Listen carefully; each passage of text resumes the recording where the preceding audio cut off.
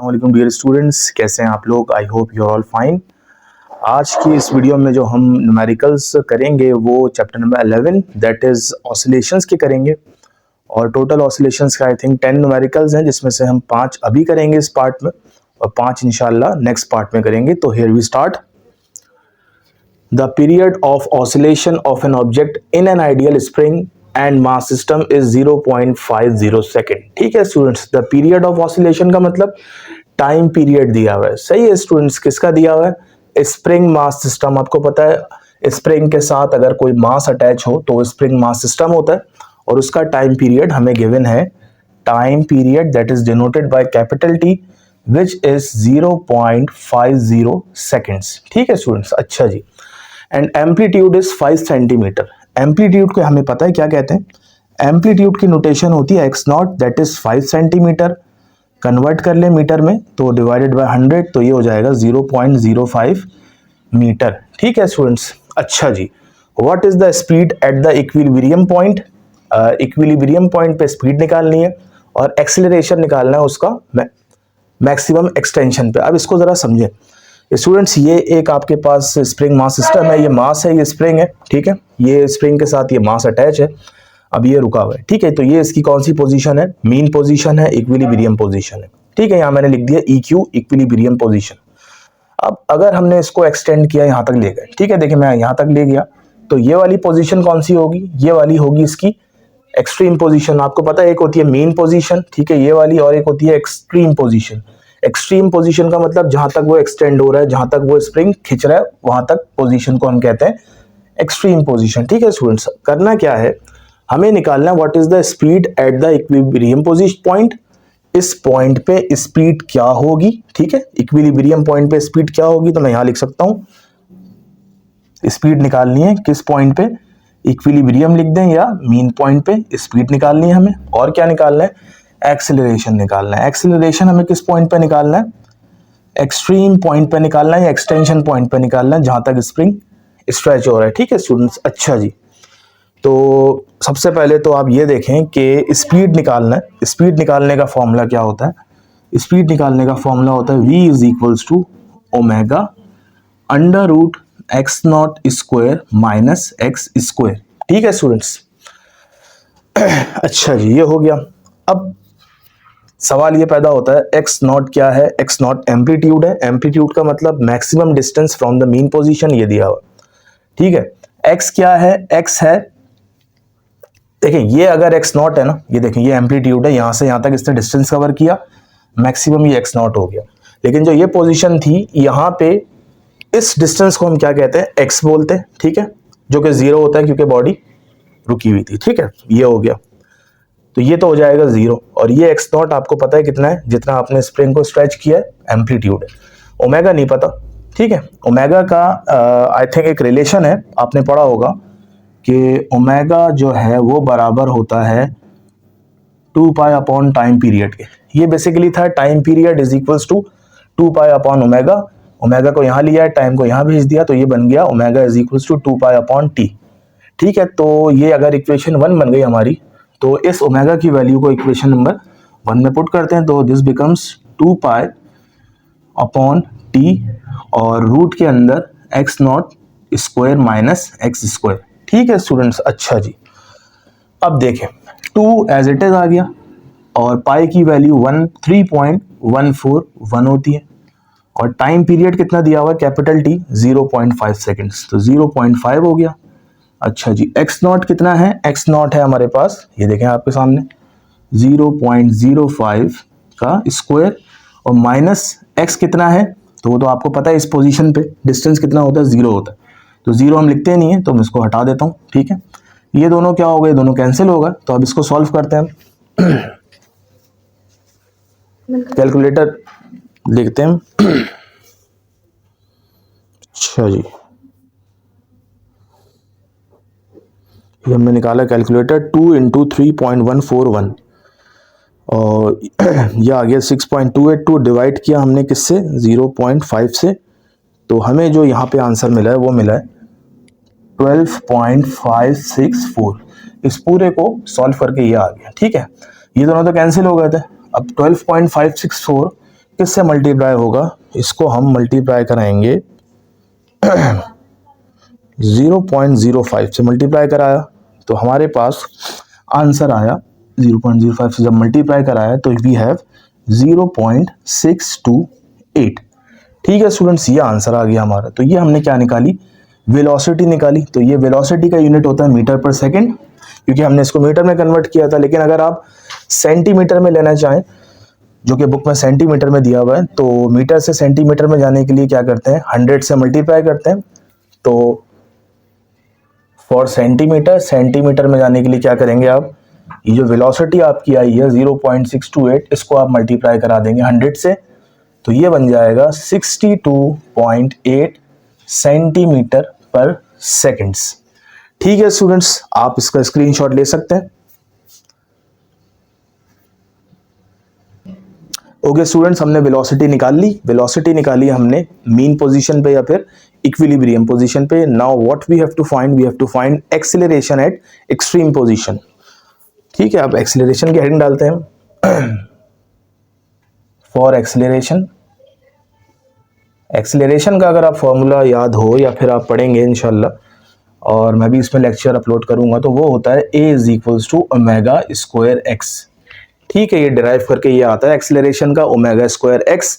अब चूंकि x तो आपको पता है वो पोजीशन थी इक्विलिब्रियम वाली, तो x तो 0 होता है। ठीक है, 0 था, तो 0 से ये मल्टीप्लाई होगा तो पूरा 0 हो जाएगा। तो हमें किस पोजीशन पे एक्सीलरेशन चाहिए, हमें चाहिए एक्सट्रीम पे, बिल्कुल लास्ट में। तो एक्सट्रीम पोजीशन का मतलब क्या होता है कि मीन पोजीशन से लेके मैक्सिमम डिस्टेंस, इसको हम कहते हैं एम्पलीट्यूड। तो यहाँ पे जो x है वो बेसिकली क्या है, x0 है। ठीक है, क्लियर हो गया होगा। अब इसको सॉल्व कर लो। ω², ओमेगा का फॉर्मूला मैं आपको बता चुका हूँ, 2π/t होता है।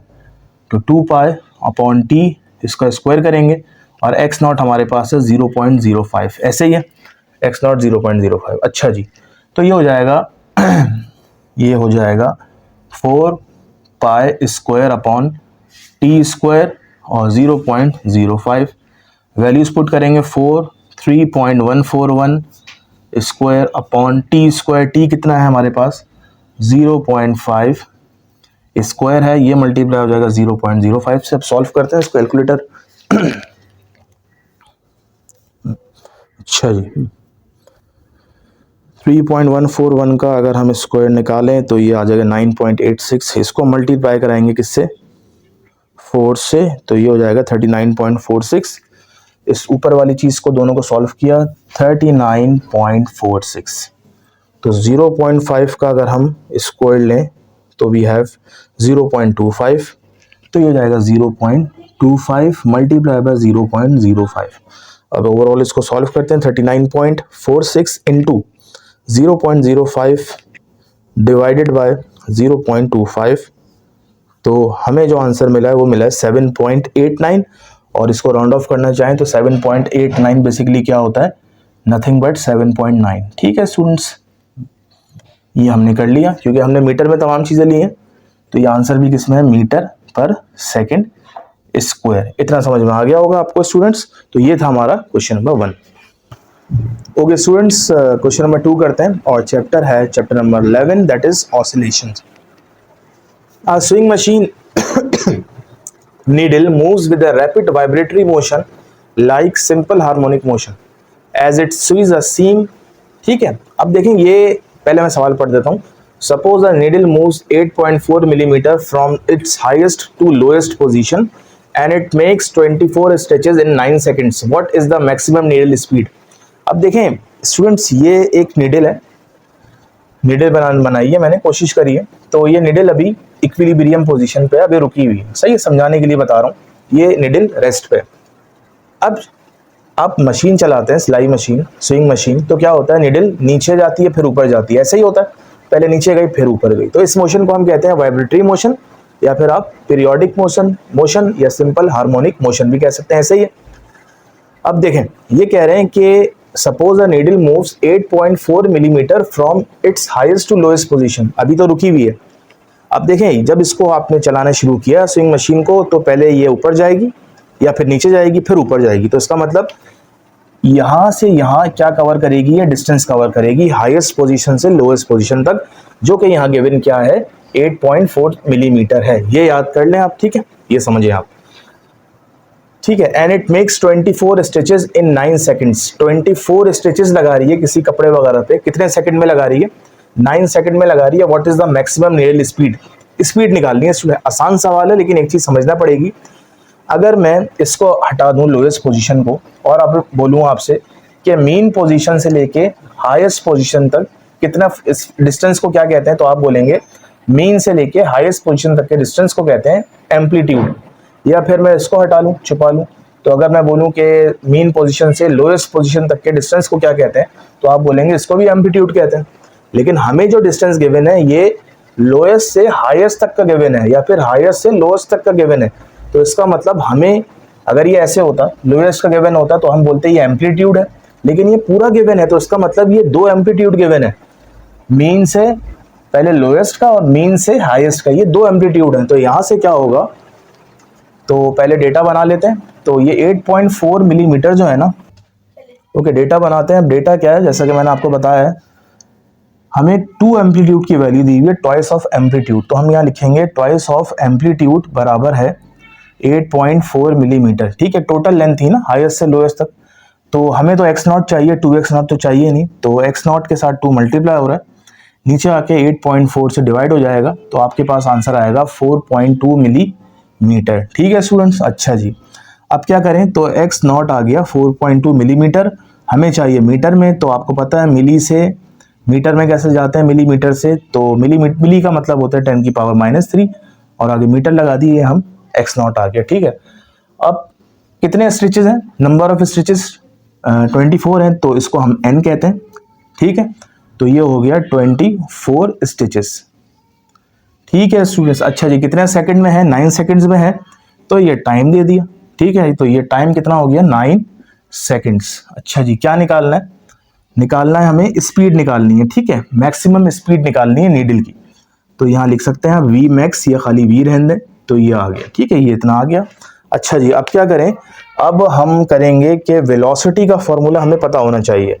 जैसा कि न्यूमेरिकल नंबर 1 में मैंने आपको बताया था, वेलोसिटी का फॉर्मूला होता है ओमेगा, ठीक है। अच्छा जी, अब क्या करें, रूट था, एक्स नॉट स्क्वायर था, माइनस एक्स स्क्वायर था, ये हो गया। अच्छा, ओमेगा का तो यहाँ जिक्र ही नहीं है, लेकिन हमें ओमेगा का एक रिलेशन पता है कि ओमेगा बराबर होता है 2 पाई अपॉन टाइम पीरियड के, ऐसे ही है, ये बताया था मैंने आपको, ठीक है। अच्छा, अब हमें टाइम पीरियड भी नहीं पता, तो आपको पता है कि फ्रीक्वेंसी जो है उसका फॉर्मूला आपने 10th में भी पढ़ा होगा, कि उसको कहते हैं number of vibration upon time, ऐसे ही था ना। फ्रीक्वेंसी का फॉर्मूला होता है number of vibration upon time, और फ्रीक्वेंसी और टाइम पीरियड एक दूसरे के इन्वर्स है, ठीक है। तो इन्वर्स का मतलब, तो फ्रीक्वेंसी की जगह अगर मैं टाइम पीरियड लिख रहा हूँ इधर, तो फॉर्मूला मुझे रेसिप्रोकल करना होगा, क्योंकि फ्रीक्वेंसी और टाइम पीरियड एक दूसरे के इन्वर्स है, रेसिप्रोकल है, तो ये बन जाएगा t/n, ऐसे ही है, ठीक है। अब निकाल लें, t की जगह क्या आएगा, स्मॉल t आपको गिवन है, कितना है भाई, 9 को जरा 24 से डिवाइड करें, ठीक है, तो ये हो जाएगा 9 डिवाइडेड बाय 24, तो हमें मालूम हो जाएगा ये टाइम पीरियड। और टाइम पीरियड आपको पता है किसमें आता है, सेकंड्स में आता है, तो 9 डिवाइडेड बाय 24, 0.375 टाइम पीरियड आ गया, ठीक है, ये आ गया। अब हम क्या करेंगे, अब इसी इक्वेशन को लेंगे, बल्कि ओमेगा वाली, बल्कि डायरेक्ट पुट कर दें यहाँ पे, तो ये हो जाएगा v is equals to omega, omega की जगह क्या बोला था मैंने, 2 पाई, पाई की जगह 3.141, और t भी था, t हमने निकाल चुका है 0.375, ठीक है। और ब्रैकेट में आएगा x नॉट, x नॉट कितना है आपके सामने है, x नॉट 4.2 10 की पावर -3, और इसका स्क्वायर ले लेंगे, और नीचे लिखा हुआ आप देखेंगे तो -x², x का मतलब मीन पोजीशन पे कितना डिस्प्लेसमेंट था, 0 होता है, तो 0 लिखने की जरूरत ही नहीं है, ये हो गया। अच्छा, ये दोनों क्या होगा, कैंसिल होगा, तो इन दोनों को हम मल्टीप्लाई करेंगे, तो ये आ जाएगा 6.282, और इसको ज़रा डिवाइड कराइएगा, 6.282 को 0.375 से,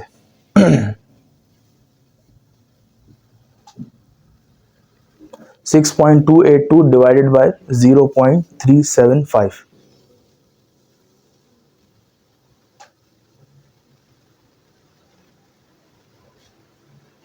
तो इसका आंसर जो आ रहा है हमारे पास ये आ रहा है 16.752। 16.752। अब इसको आसानी से आप मल्टीप्लाई करवा सकते हैं किससे, 4.2 से। तो मल्टीप्लाई बाय 4.2, तो ये आ रहा है हमारे पास 70.3। 70.3 इंटू 10⁻³ -3, ये आ गया। ठीक है, अब देखें, अब क्या करें, ये जो पावर है ना, मैं बुक का आंसर बता रहा हूँ कि ये जो पावर है इसको आप रिमूव करें। -3 है ना, तो इसका मतलब हम 3 डेसिमल पीछे चलें तो खुद ब खुद ही पावर खत्म हो जाएगी।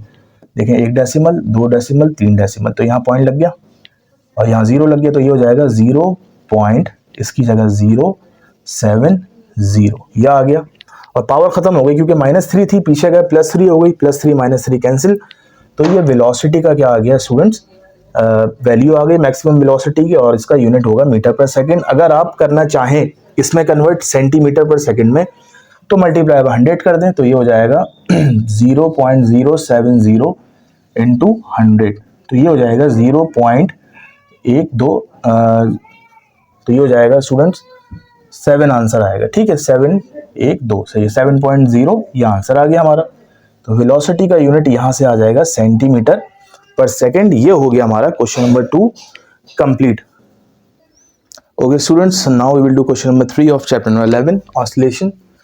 N ideal spring with a spring constant of 15 newton per metre. Students, ये वैल्यू स्प्रिंग कांस्टेंट की है जिसको हम कहते हैं के। आपने 9th में भी पढ़ा होगा कि spring constant is denoted bye के whose unit is Newton per metre, और उसकी वैल्यू अभी दी हुई है 15। इज सस्पेंडेड वर्टिकली, ठीक है, a body of mass 0.60 kg, तो ये मैस दिया हुआ, मैस हो गया 0.60 किलोग्राम। ठीक है, is attach to the unstretched spring and released, what is the extension of the. अब देखें, पहले समझ लें इसको। ये स्प्रिंग है, स्प्रिंग अभी रुका हुआ है, मीन पोजीशन पे है, इक्विलिब्रियम पोजीशन पे है, रेस्ट पे है। आपने इसको फोर्स लगाई नीचे की तरफ, ऐसे ही है, तो ये स्ट्रेच होके ऐसे हो गया। देखें, ये ऐसे हो गया, तो इसका मतलब यहाँ था पहले और अब यहाँ आ गया, तो यहाँ से यहाँ इसने क्या कवर किया, मैक्सिमम डिस्टेंस कवर किया, ऐसे ही है। तो वही लिखा हुआ है कि what is the extension of the spring, extension कितनी होगी, कितना ज्यादा एम्पलीट्यूड होगा। तो यहां से आपको एक चीज निकालनी पड़ेगी, वो क्या है, एम्पलीट्यूड, दैट इज x0, सही। और बी पार्ट में क्या कह रहे हैं, what is the maximum speed, speed भी निकालनी है, v लिखें या v मैक्स लिख लें, एक ही बात है। ठीक है स्टूडेंट्स, दो चीजें यहाँ पे आपको फाइंड करनी है।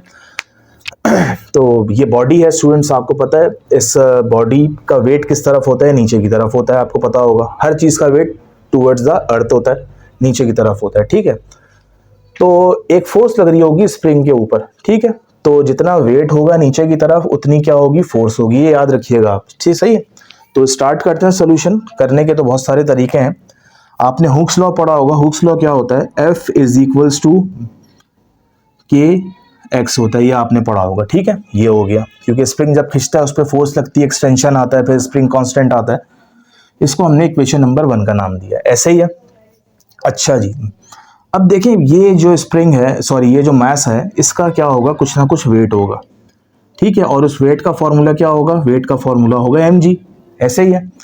अब चूंकि ये जो वेट है, वेट एक्चुअली क्या है, वेट एक्चुअली फोर्स है। तो वेट की जगह अगर मैं फोर्स पुट कर दूं तो कोई मसला तो नहीं होगा, क्योंकि वेट और फोर्स क्या है, दोनों फोर्सेज हैं। तो ये हो जाएगा mg। ठीक है, ये हो गई इक्वेशन नंबर 2। अगर आप देखें तो इक्वेशन 1 का लेफ्ट हैंड इक्वेशन 2 का लेफ्ट हैंड बराबर है, तो आप क्या करेंगे, कंपेयरिंग इक्वेशन 1 एंड 2, दोनों इक्वेशन को कंपेयर करा लें। कंपेयर का मतलब क्या होता है कि ये जो लेफ्ट वाले हैं इनको छोड़ दें, आप राइट वालों को कंपेयर करवा लें। तो ये हो जाएगा kx, ये राइट पे लिखा हुआ, कंपेयर में इक्वल्स टू आता है, और यहाँ पे क्या है mg। अब देखिए ये x है ना, तो हमें तो x तो पता ही नहीं है, तो बेसिकली ये x नहीं, ये क्या है, x0 है, तो ये x0 कर दें इसको यहाँ पे। तो हमें x0 निकालना है, तो x0 = ये mg as it is divided by k। अब वैल्यूज पुट करेंगे, m की जगह क्या है, m की जगह 0.60 है, कैलकुलेटर निकाल लें। 0.60 मल्टीप्लाई बाय g की वैल्यू कितनी है, 9.8 होती है। इन दोनों को मल्टीप्लाई करें, फिर जो आंसर है उसको 15 से डिवाइड कर दें।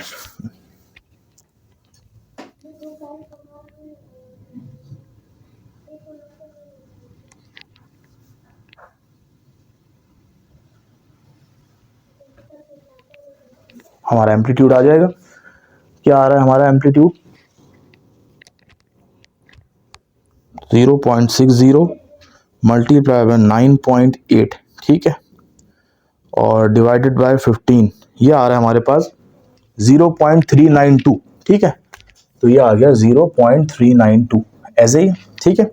तो ये हमारा एम्पलीट्यूड का बेसिकली डिस्टेंस होता है, इसका यूनिट मीटर होता है, ये मीटर आ गया। अगर आप सेंटीमीटर में कन्वर्ट करना चाहें तो आपको पता है क्या प्रोसेस होता है, इसी चीज को 100 से मल्टीप्लाई करा दें तो ये बन जाएगा 39.2 सेंटीमीटर। तो दोनों आंसर्स हो सकते हैं, एक मीटर में और एक सेंटीमीटर में, ठीक है। यहां तक हो गया। अब देखें, अब दूसरी चीज क्या निकालनी है, what is the maximum speed. Speed का फॉर्मूला यहां लिख सकते हैं, solution for speed.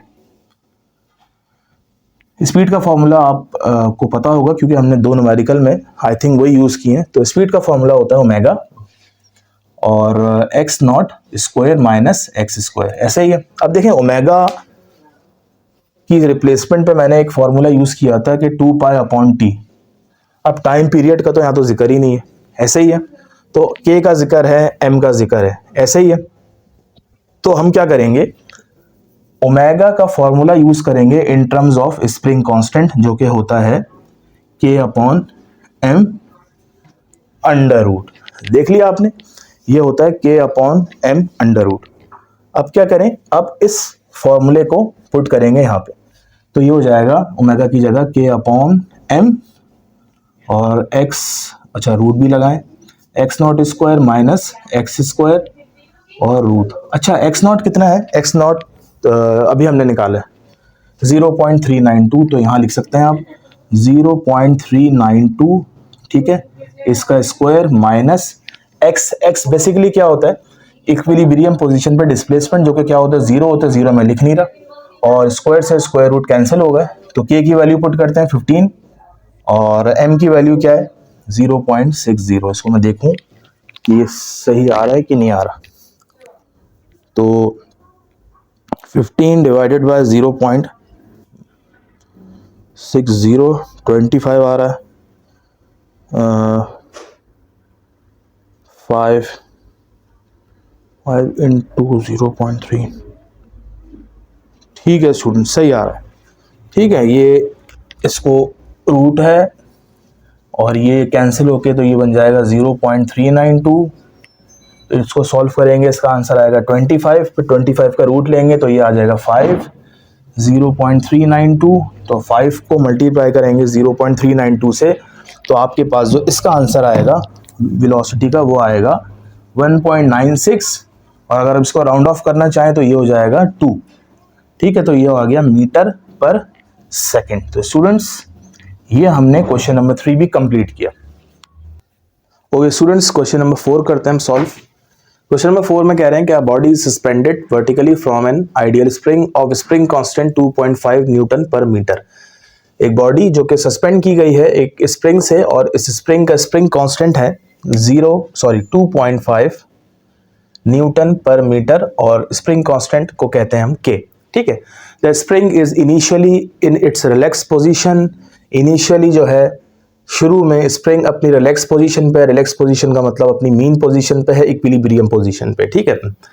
The body is then release and oscillates about its equilibrium position, ठीक है।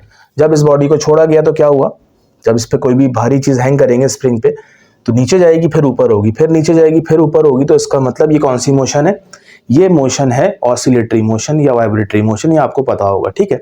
और ऑसिलेटरी हो या वाइब्रेटरी हो या सिंपल हार्मोनिक मोशन हो, वो अपने मीन पोजीशन के इर्द गिर्द होती है, ये तो आपको पता होगा। The motion is describe by, ये इक्वेशन दी हुई है, ठीक है, y is equals to 4 centimetre, sine 0.70 radian per second, time ये इक्वेशन है जो कि इसकी मोशन को डिस्क्राइब कर रही है। What is the maximum kinetic energy of the body. तो पहले हम इक्वेशन लिखते हैं कि स्प्रिंग कांस्टेंट तो हमने लिख दिया था, अब आएगी इक्वेशन। इक्वेशन क्या है, y is equals to 4 centimetre, अच्छा जी आगे क्या है, साइन 0.70 रेडियन पर सेकेंड और इनटू टी, ये इक्वेशन है जो कि मोशन को डिस्क्राइब कर रही है। What is the kinetic energy, maximum kinetic energy निकालनी है, और इसको आप शो कर सकते हैं काइनेटिक एनर्जी मैक्सिमम से सबस्क्रिप्ट में लिख दें आप मैक्सिमम, ठीक है। अच्छा जी, अगर मैं इस इक्वेशन की बात करूं तो इक्वेशन जो है y इज इक्वल्स टू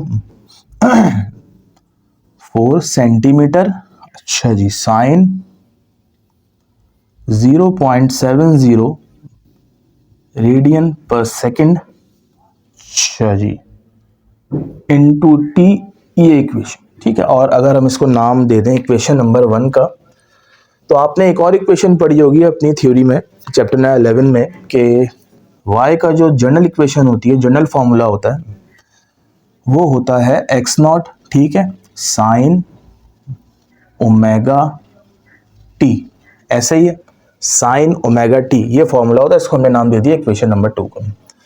बाज बुक्स में ये ए लिखा होता है, ए का मतलब एम्पलीट्यूड, हम यहाँ एक्स नॉट लिख रहे हैं, एक्स नॉट भी क्या होता है, एम्पलीट्यूड होता है।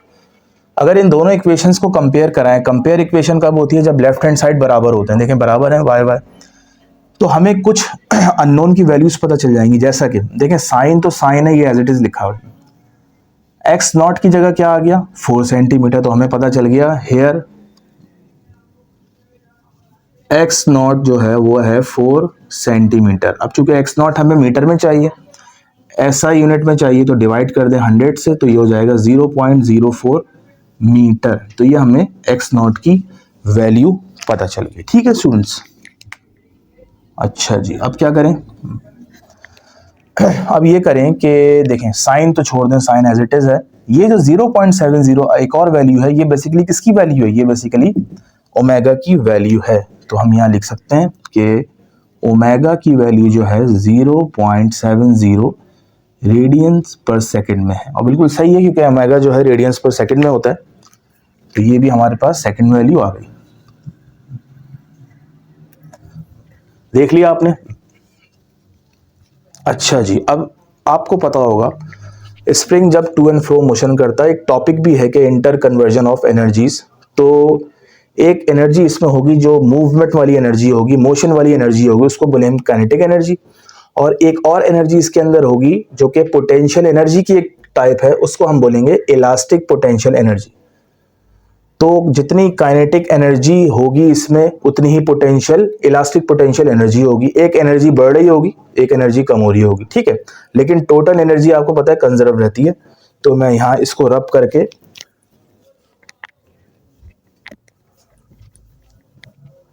एक फॉर्मूला लिखता हूं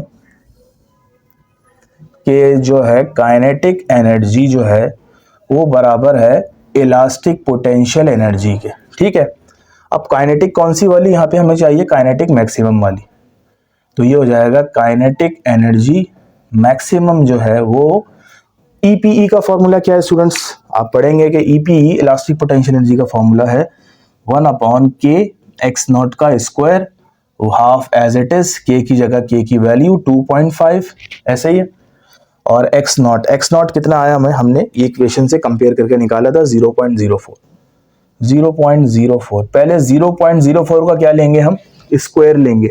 0.04 को आप किससे मल्टीप्लाई करें, 0.04 से आप मल्टीप्लाई करें, देखें क्या आ रहा है, 0.04 को, एक मिनट कहाँ गया,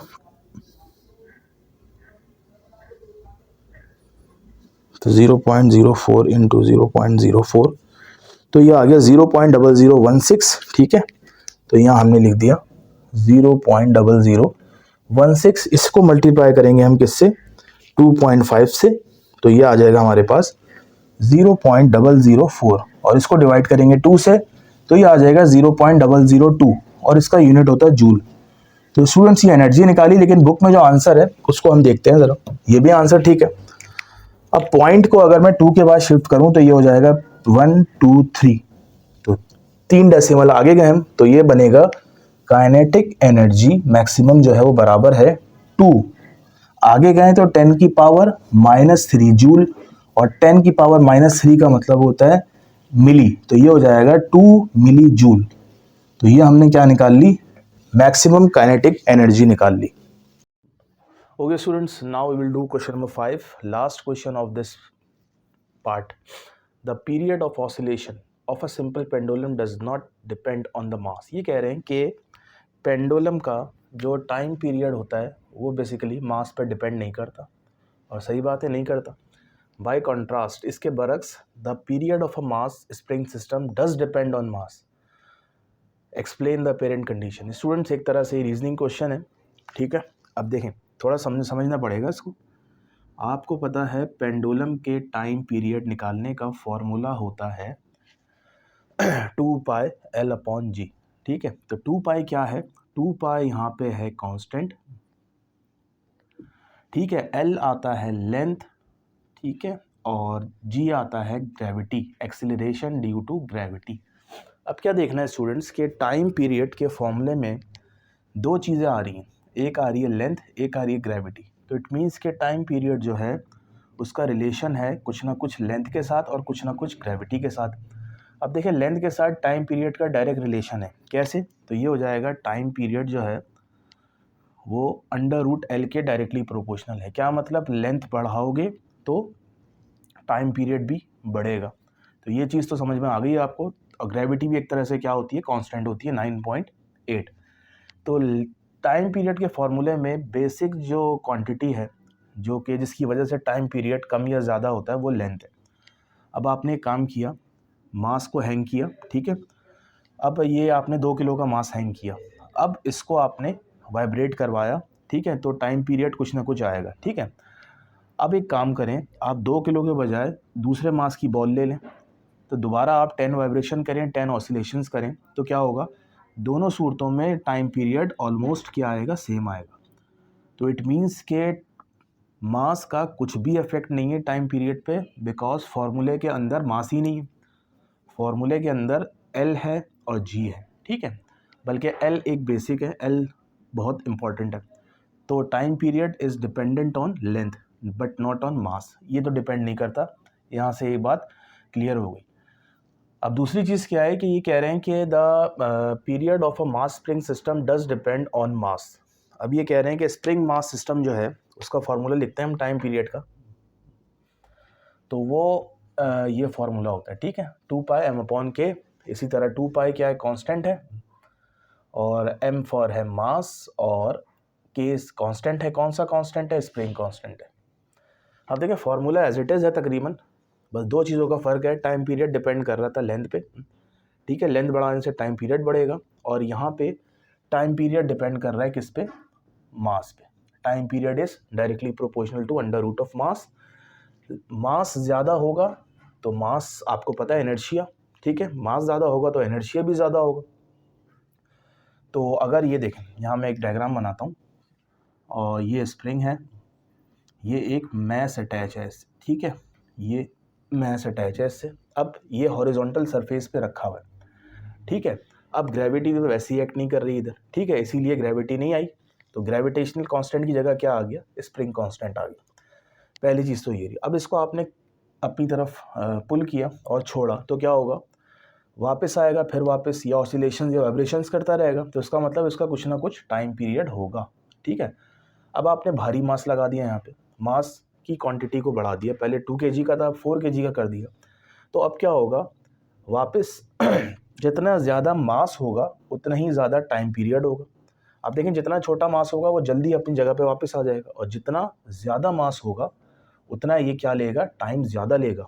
तो इसीलिए टाइम पीरियड जो है डिपेंड करता है किस पे, मास पे। Greater the mass greater will be the time period, and lesser the mass laser will be the time period. तो पता चला सिंपल पेंडुलम का टाइम पीरियड लेंथ पे और ग्रेविटी पे डिपेंड करता है। इसी तरह स्प्रिंग मास सिस्टम का टाइम पीरियड मास और K that is spring constant पर डिपेंड करता है। तो ये था हमारा क्वेश्चन नंबर 5।